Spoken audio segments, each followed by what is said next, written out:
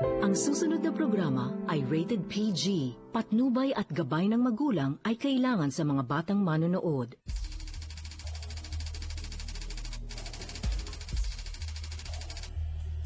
Ngayong umaga, huli sa aktong sinasaktan ang anak. Kaya si Mare, inilaglag sa hagdan ang kumari niya. Tayin mo ako dyan, Annalyn!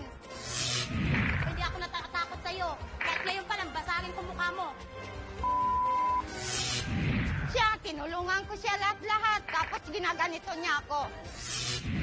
Talaga, wala akong pakialam sa'yo. Bakit nga ba nagkalaglagan? May malalim bang dahilan? Sinungaling siya.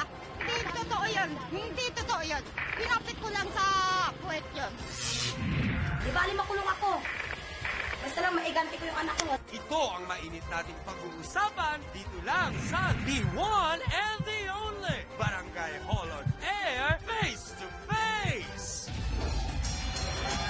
Sausawera! Let's get ready for Sausawa!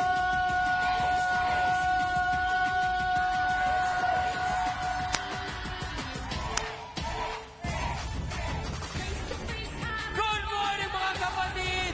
Harapan na naman tayo! Tara na't face to face! Sa pula, sa puti! Hala! Nako, sana nga magbati!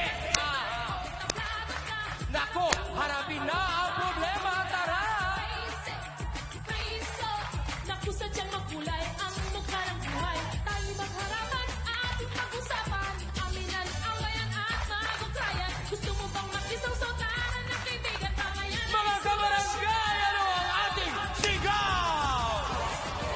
Sinong sisipangon? Sinong ninyo? Kayo dyan! Ang mga problema. Nako, hindi nila talikuran yan! Tara na! Face to face!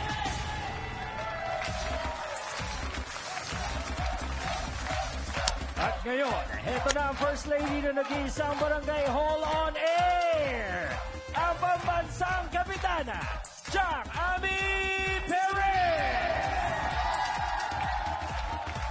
Hello mga kapatid, mga kasawsawan! Nako ha, ba't manakit ng bagets? Pero sapat bang ihulog pa sa hagdanan ni Mare ang kumari niya? Mga kasawsawan at hands, kakayanin niyo ba kaya ang issue natin ito? Naku, Chang, mukhang kakayanin namin. Pero mukhang may kakastiguhin yata tayo ngayon. Di ba mga kapatid? Kayo naman kaya, B1 at B2, alerto ba?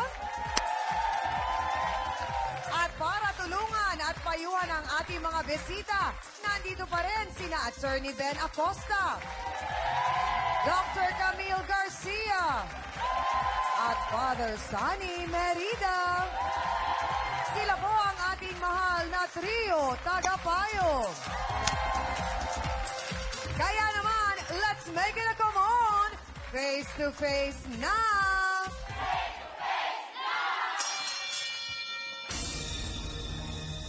Kitang-kita raw po kasi niya sa aktong sinasaktan ng kumare niya ang kanyang anak na 4 na taon. Kaya nag-init ang ulo niya at nagawa niyang ihulog sa hagdan si Mare. Ano ba ang kwento? Annalyn Diane, pasok!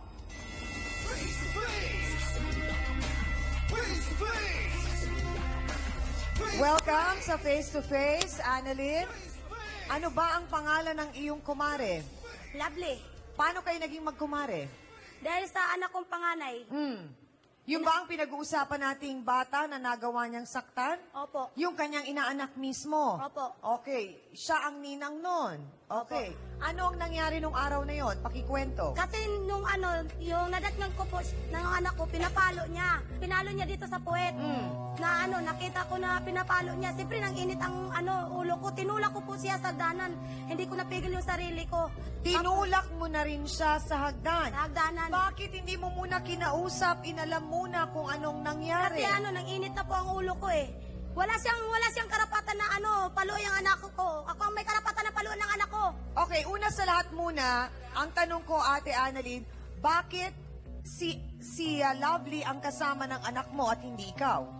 Dahil po, sabi ko sa kanya, Mari, mamalingki muna ako, bantayan mo muna kasi mamalingki. Pinakisuyo mo. Nasuyo muna ako kasi sabi ko, magbili muna kami ng ulam. Oho, wala bang ibang kasama sa bahay nyo, mister mo, ibang anak? Wala. Isa lang itong anak mo ito. Dalawa. Dalawa na. O, ilang taon yung isa? 2 taon. Ay, 4 na taon yung panganay. So, 4 na taon yung sinasabing sinaktan itong si Lovely at meron kang 2 taon. So, sino ang nagbantay dun sa 2 taon? Si Lovely rin. Siya din. So, sa makatuwid, nagdilim ang paningin mo, Inulog ko nakita siya mo, sa- nahulog mo siya sa hagdanan. Pagkatapos noon, nagkausap pa kayo, naliwanagan ka, inalam mo kung ano nangyari talaga. Hindi na po kami nag-uusap nun. Hindi kami nag-uusap nun. Simula nung tinulak ko siya, hindi ko siya kinakausap hanggang ngayon. At talaga, binaliktad mo lang yun, ha? Sabi mo, inulog mo ang anak mo. Ha? Sino na naman yung sumisigaw sa likod? Ha? Totoo, inaalila kita, ha? Totoo. Oh, sino po yung sinasabing alila? Maliban po sa pagiging... Inaalila kita. Okay. Ha?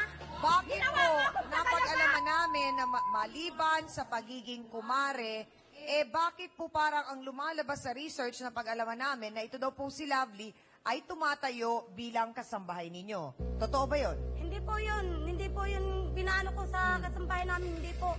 Hindi mo siya pinaglalaban ng mga damit? Hindi po. Siya po ang kumari namin ang isang maggawa ng alila sa kanya.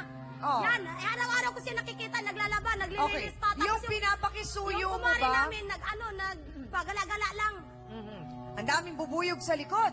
Ano nangyari? Oh, talaga, bumaba ka dito, dali. So, ang tanong ko, Annalyn, yung pagpapaalaga mo sa kanya ng anak mo, pakisuyo lang yon. Pakisuyo lang po kasi. Hindi mo siya binabayaran.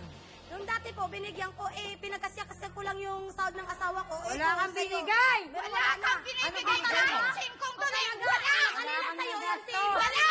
Nagsip-sip lang Sino? sa'yo. Wala! Sinungaling ka! Nagsusawin ka ka nga eh! Sino, Ikaw ang Annalyn? nagsusubok sa anak mo! Ikaw nga Okay, itong may sandali lalaki. lang. Ikaw nga itong may lalaki. Sino yung ah. sinasabi mong kumari ninyo na nag-aalila sa kanya? Bakit naman inaalila? Sino? O, si Nora. Bakit? Yan, namamasyal lang siya. Tapos si Lovely naglalaba lang. Si Lovely ang naglalaba para kay tapos Nora. pinalitan niya, tapos sabihin niya, ako nag-alila siya, kapal na mukha niya. Hindi mo ba ni minsan inutusan si Lovely na maglaba para Hindi sa'yo? ko inutusan po, hindi ko yan inutusan, promise, hindi ko yan inutusan kahit kailangan. Yung kumari niya ang umautos sa kanya, hindi Okay. ako. So ulitin ko lang, pag binabantayan niya yung mga anak mo, hindi mo siya binabayaran. Dati po, binigyan ko, ngayon hindi. Magkano binigay mo? Wala kang binibigay kahit 5 tuling! Wala! Kada... Wala! Oh, talaga. Wala! Hindi Sinungaling naman ka! pinabantayan yung anak ko, Nagsusawin ka hindi ka naman nga eh! palagi, ah. Ikaw ang nagsusubok sa anak mo! So ako muna ang kausap mo dahil talagang... So inabutan mo naman kahit paano ng 200. Kahit 200 po, Oh. 300 ganun, inaabutan ko, pinagkasya ko lang yung binibigay eh. Ah, talaga? Sabi mo, nangangako ka sa akin. Ikaw ang nag-alila sa kumari natin na isa eh. So gaano katagal... Bumaba ka dito. Okay, Ana, gaano na katagal na ginagawa yon ni Lovely para sa'yo, na nag-aalaga ng mga anak Ngayon mo? ko lang po naalaman po kasi umiiyak yung bata. Sabi niya, pinalo niya ako ni Ninang. Bakit ka naman pinalo? Anong sabi?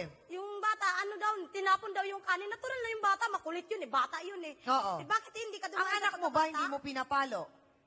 Kasi minsan po, makulit yung anak ko. Makulit yung anak ko. Pero ang tanong ko, pinapalo mo rin ba? Hindi ko yung pinapalo. Sinungaling. Hindi ko yung pinapalo. ka! O kanina, ikaw lang ba ikaw ang pagmamalo? So, ni minsan hindi mo nasaktan yung anak mo. Pinapalo. Siya, ikaw na napalo yan. Tinutulak mo pa nga eh kung natatalo ka sa Oh, tungkol. talaga. Halika, bumaba ka dito, dali. Dito tayo mag-ano. Bumaba ka dito, dali. Mamaya Ay, sige. tayo! O, dali, bumaba ka. Okay, so balikan natin yung insidenteng nagpa-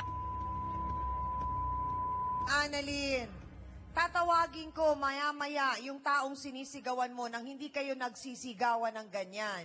So yung insidenteng yon nagawa mong saktan din si Lovely. Okay? Hindi rin naman tama, nasaktan mo siya. Kasi nanginit lang po ang ano ko ulo, hindi ko maantis yung anak na sinaktan niya ganyan, kaya hindi ko na hinulog ko siya na dilim ang paningin ko, hinulog ko Oo, sa pero sagana. kasi, Ate Annalyn, kung hindi mo rin naman iniwan yung anak mo sa kanya, hindi rin siguro mangyayari yung insidente na yon. Nasaan ba ang mister mo at hindi na lang sa kanya iniwan yung ano po, anak nyo? lumalabas po yun araw-araw, nagkaano ng electric fan, gumagawa. So, talagang wala ka ng ibang mapag-iiwanan, kundi si Siya lang, may Lovely tiwala lang. naman ako sa kanya eh. Okay. So, aminado naman daw po siyang napalo niya ang anak ni Annalyn dahil nga may nagawa naman kasi ang bata na hindi maganda. Ano bang ginawa ng bata para naman paluin ang kanyang ninang? Sasagot na po ang kumare ni Annalyn na si Lovely Discarga. Pasok!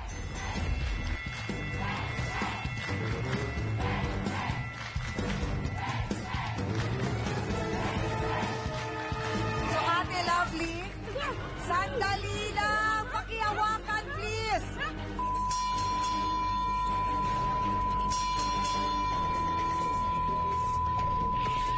Kung bakit niya nagawa ang mga nagawa niya, pakatutukan niyo. Susunod na yan, dito lamang po sa...